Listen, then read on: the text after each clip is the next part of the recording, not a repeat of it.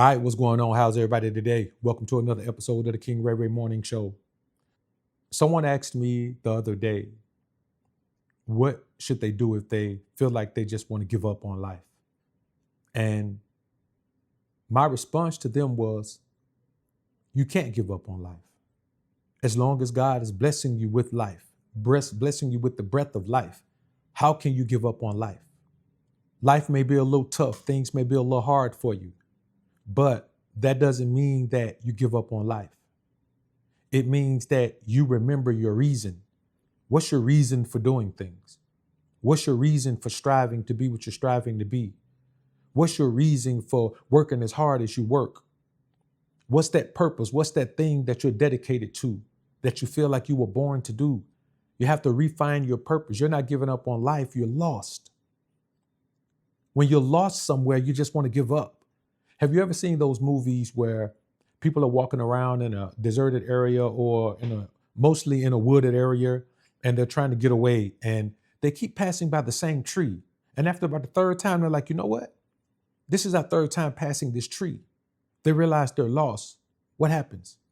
Hopelessness starts to set in. The reality of being lost sets in.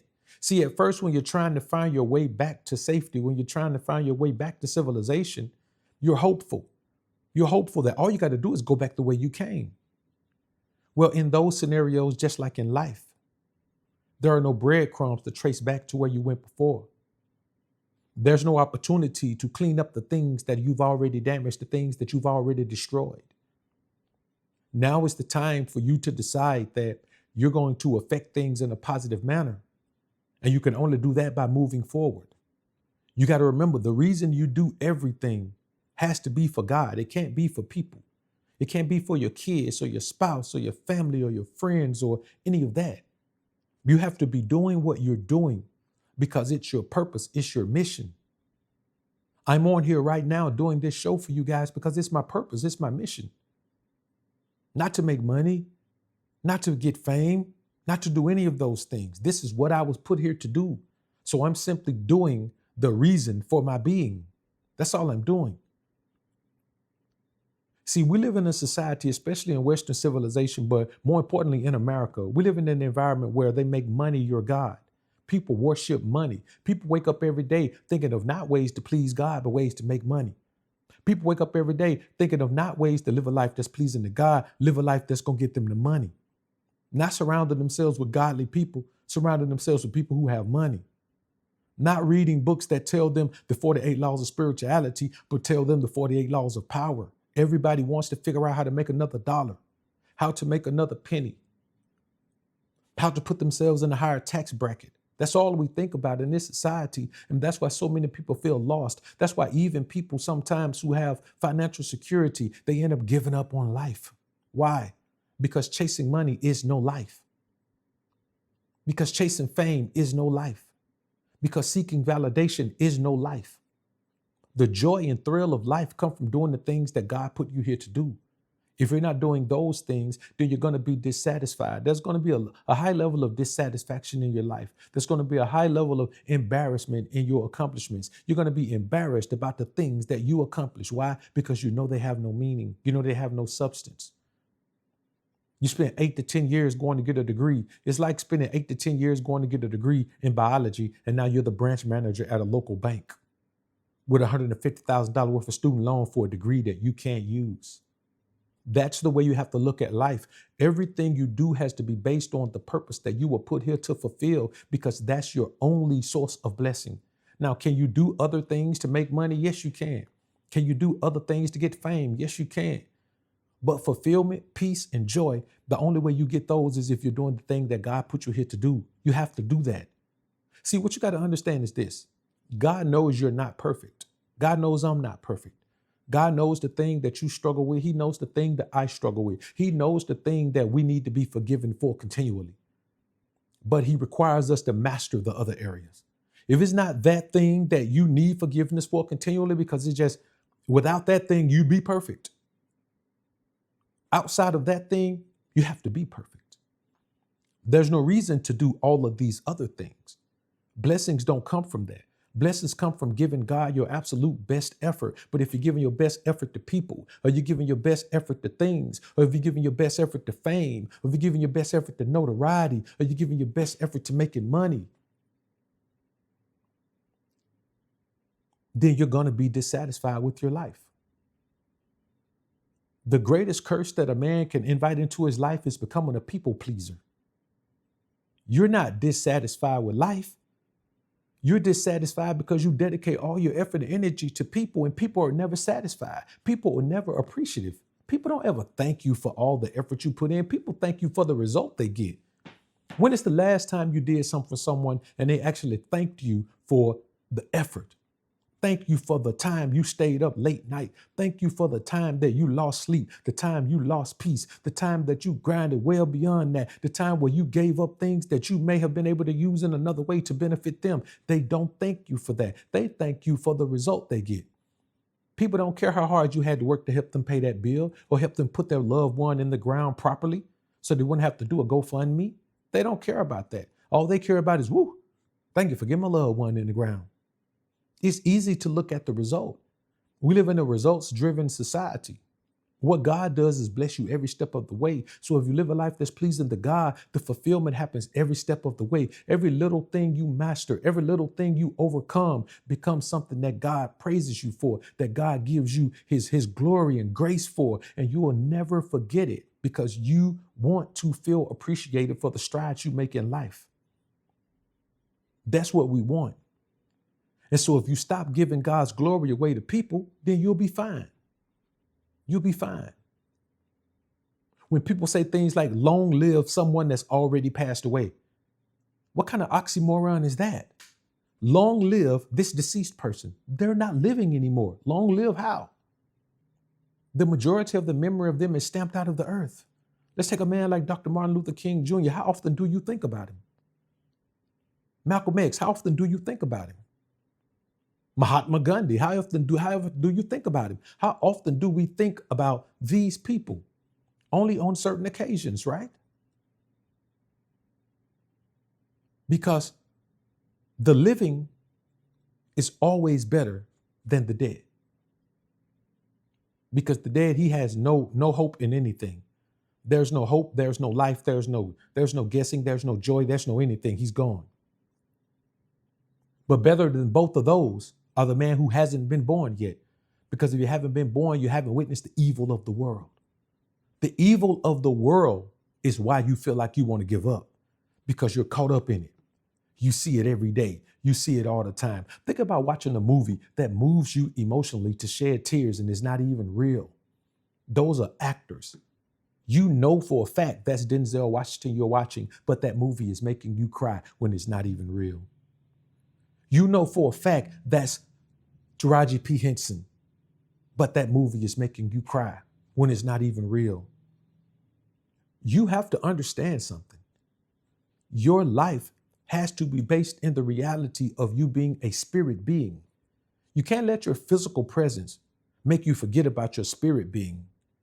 Because if you get caught up in the physical presence, then you're going to deal with all of the pain and strain and shame of the physical presence. You have to keep yourself girded in the cloth of spirituality so you can navigate these things that make you want to give up on life. So you can navigate these obstacles and these consequences and repercussions of your decisions, because they're not meant to destroy you. They're meant to move you forward. They're meant to grow you. But you can't grow if you're constantly caught up in the feelings of them. You know what I mean? You have to understand that if you are willing to disobey God to please man, God is going to flee.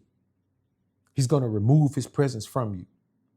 Now, if you have something you're working on within yourself, that's between you and God. But if you know something is wrong and you decide you're going to go against God for the pleasure of man, to not offend man, to not cross man, to make man view you a certain way, then you got problems. You got real problems. You got to understand this. Satan doesn't exist as an anti-God entity. Satan is not anti-God. Satan is anti-you. He can't be anti-God. He don't have the power. He's not anti-God. He's anti-you. He's anti you going over to God. He's anti you dedicating yourself to God. He's anti you becoming the person that God put you here to be. He's anti you finding grace in the sight of God. He's not anti God. That battle has already been lost. He's anti you. So when you surround yourself with these people who are doing these things and living these lives, then you got to understand that you are in essence telling God that I choose them over you. You're going to want to give up on life. Nothing is ever going to go your way. You're never going to have a positive result to things if you don't understand that there's a certain way you need to live your life. And I'm not saying you got to be a holy roller, Bible thumping person. I'm not saying you have to be that. What I'm saying is you have to do what you know is right and stop doing what you know is wrong. You just have to stop. You say, well, I can't stop it. Yes, you can. That's your defeatist mentality, the same mentality that's telling you that you should give up on life. You're not giving up on life because of life. You're giving up on life because of you. You don't have the strength, or you're not using the strength that you have to overcome these things. All you have to do is change your actions, change the way you live, change the way you view things, change the people you hang around. That will automatically move you in a different direction. But sitting here crying and moaning about it, about how you're not going to leave, let me tell you something, man. The energy of Satan exists in each and every one of us. It shows its head as our carnal lust, the kind that make us give in to temptation, the kind that make us cross lines. See, there's a very strict word of God. These are the things you should do. These are the things you shouldn't do. Outside of that, there is no wrongdoing. The word of God determines what's wrongdoing, period. So whatever you have to do in life, whatever adjustments you have to make in life to make sure you don't cross those lines, then you make sure you don't cross them. Whatever you have to do to not cross those lines. Because those words are strict. Thou shalt not do this. But on occasion, if you want to do it, when that don't mean this, well, maybe you can slide. No, thou shalt not. Period. This is what you need to do. This is what you don't need to do. It's very simple. And so to the T, to the letter of the word, you just obey the word of God to the letter. You don't have to do all that thinking. God made it real simple for us. I was having a conversation with someone and they were like, well, what's the seventh day? What was the seventh day back then? It don't say worry about what the seventh day was back then. It says on 6 days you shall work and on the seventh day you shall rest. What's the seventh day on your calendar? Look at your calendar.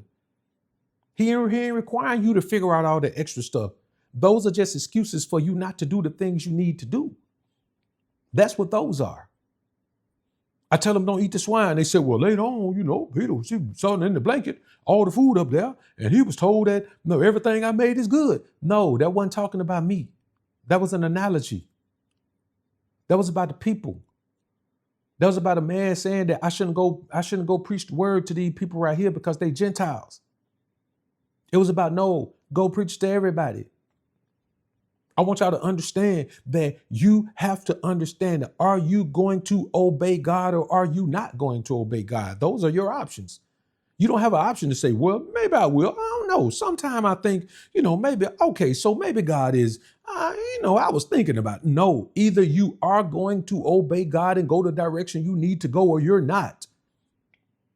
God don't have time to play with you. You don't have time to play with you. We have the power to always do good, always do good. Besides that one thing, we all have that one thing that we struggle with, whatever that is for you. But besides that one thing, we all have the power to do good all the time. We never have to do any other wrong, except that one thing that keeps us from being perfect. We all have that one thing. If you think you got two, you lying to yourself. You only got one. You have the power to never willingly do evil. You have the power.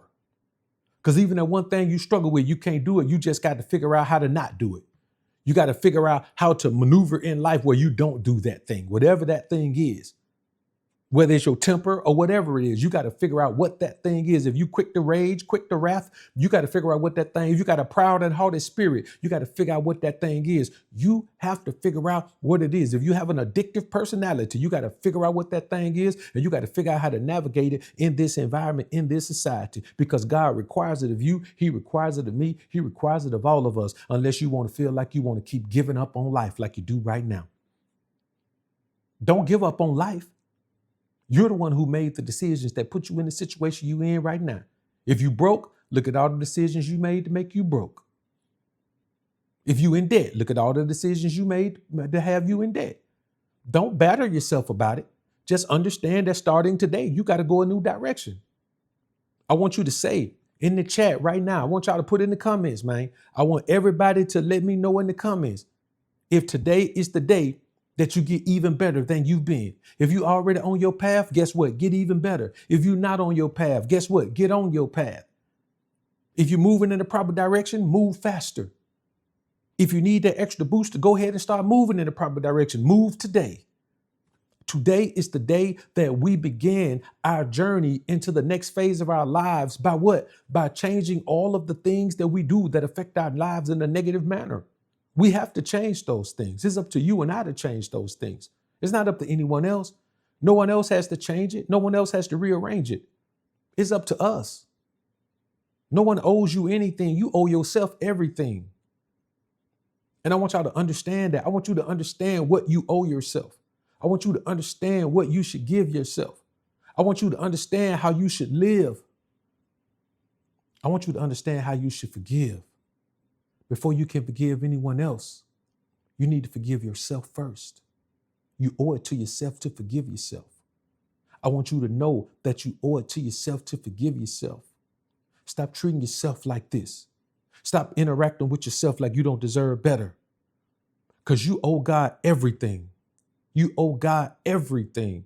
God don't owe you nothing. Because he going to do what he's supposed to do. Whatever he said he going to do, he going to do. If these are the blessings that come with your life, guess what? You're going to get those blessings. If these are the stressings that come with your life, guess what? You're going to get those stressings. And I want y'all to understand that God don't have to prove nothing to you. You got to prove yourself to God. He's already proven himself to you. Look at all the things you've done so far where you could be in much worse shape. Some of us are alive and we've done things that other people are not alive for. Some of us are free and we've done things that other people are not free for. Some of us are doing well financially and we've done things that left other people broke and destitute. But still we stand right here, soaking up the blessings of God while sitting doubting our life itself, talking about, I'm going to give up on life. Give up on life for what? Are you telling me, let me tell you who should give up on life. If everything you've ever done has been right, it's been the proper thing to do. You ain't never did nothing wrong. You can't look back on any decisions you've ever made that was the wrong decision. You have never gone against the wisdom, understanding, and knowledge of the elders around you, trying to advise you not to do something that you were going to do, or trying to advise you to do something that you didn't do. If you can say you've never done any of those things and your life has been perfect and you've always done everything the right way, maybe you should give up on life. Maybe this life ain't for you. But none of us can say that. And if you think you can say it, you're not reminiscing and reaching back far enough into the banks of your memory to remember those decisions you made.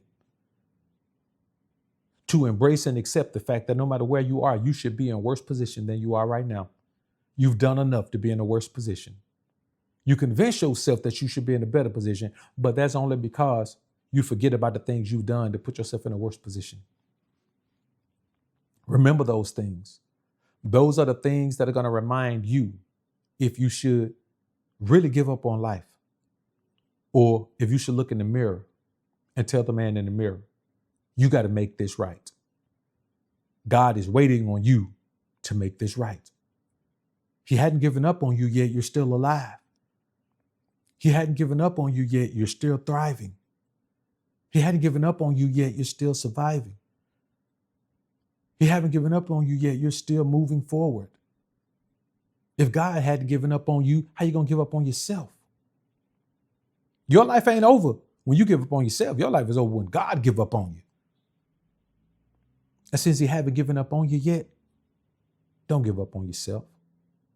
Live this life. Live it to the best of your ability. All right, man. Look, subscribe on the way out. Comment down below. And I'll see y'all on the next one. Peace.